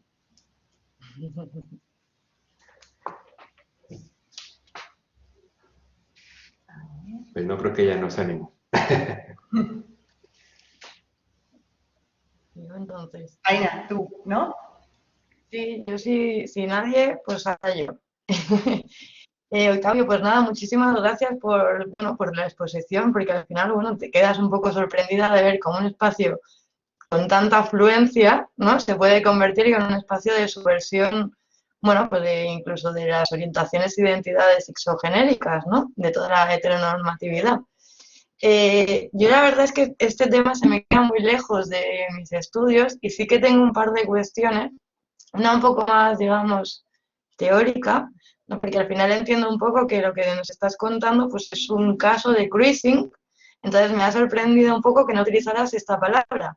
Entonces, pues lo que te quería preguntar era si es intencionado o, bueno, pues un poco de curiosidad porque me queda lejos el tema, como te digo. Y después tenía una segunda cuestión, también un poco intentando vincular con la ponencia de mañana, y era preguntarte, bueno, si en estas interacciones sexuales que se dan en el metro, si, bueno, yo sí que he leído una parte de tus artículos que sí que hablas de que hay un uso de las nuevas tecnologías a través de, digamos, el teléfono, ¿no? Como enseñarse el número de teléfono y cuestiones así, pero te quería preguntar si habías preguntado o si estabas indagando sobre el uso de las nuevas aplicaciones que, bueno, que ya están en el móvil, ¿no? Entonces, bueno, de alguna manera facilitarían esos contactos esporádicos, porque lo típico de, bueno, la aplicación ya te avisa de hay alguien a 10 metros de ti con el que con el quien podrías interactuar, ¿no? De alguna manera como para facilitar más esa comunicación que en realidad, como has descrito, es tan sinuosa, en realidad, ¿no? Es una cuestión bastante silenciosa que queda mucho entre esas dos personas a través, pues bueno, de las miradas y de un coqueteo así como muy, no sé cómo decirlo, muy transparente, ¿no? O sea, muy al revés, muy entre ellos dos, ¿no? Entre esas dos personas. Sí. Bueno, pues fíjate que eso lo hace todavía más interesante, porque aún y con esas aplicaciones, ¿no? O con las, digamos, las nuevas disposiciones políticas que han surgido en la Ciudad de México, que es como la ciudad de avanzada a nivel nacional, es lo que pretenden, inclusive a nivel Latinoamérica es lo que quieren.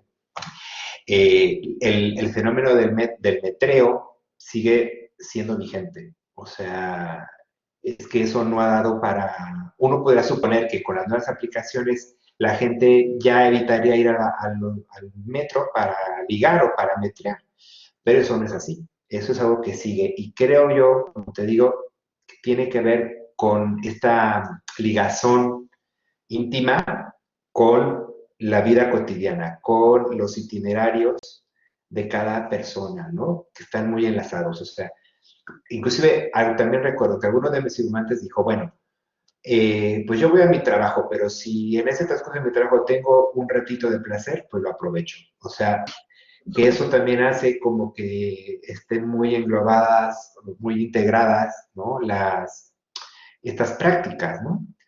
Y, y bueno, sí, efectivamente, yo también recuerdo que cuando empecé a indagar sobre esto, todavía en ese entonces, cuando empecé con esto de esta investigación o esta inquietud, existía el Bluetooth, se usaba el Bluetooth, o sea, inclusive antes del WhatsApp.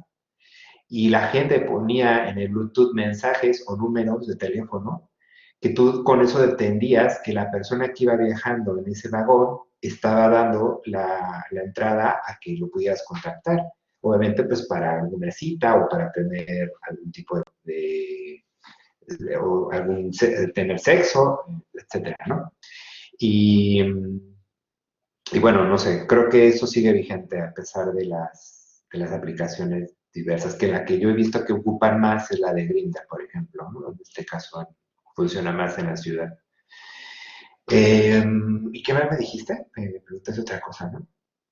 Sí, te preguntaba una cuestión ya más teórica, ¿no? Y era Sí, lo de Chrissy. Exacto. Sí, bueno, es que sabes que efectivamente es intencional, porque aparte creo yo que esto del metreo es como algo muy local.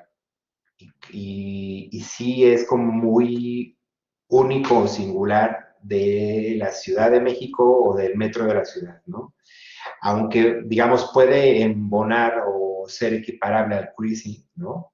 Me parece que el situarlo dentro de ese contexto tan complejo como es el metro de la Ciudad de México, pues es como una forma de destacar esa singularidad, ¿no? Y que aparte, bueno, es la palabra o es el término que muchos de mis informantes utilizaban, ¿no? Para referirse a ese espacio y también para referirse a las prácticas, ¿no? Pero también, como lo dije en alguna diapositiva, para diferenciarse de otros, ¿no? Porque, como te digo, hay muchas digamos, nuevas identidades o emergentes, ¿no? Dentro del espacio, para diferenciarse de los mayates o diferenciarse de los chichijos, que van a siendo los prostitutos en sí, los que ejercen la prostitución dentro del metro, que no son iguales, ¿no? Entonces, me parece que sí era importante como referirlo así.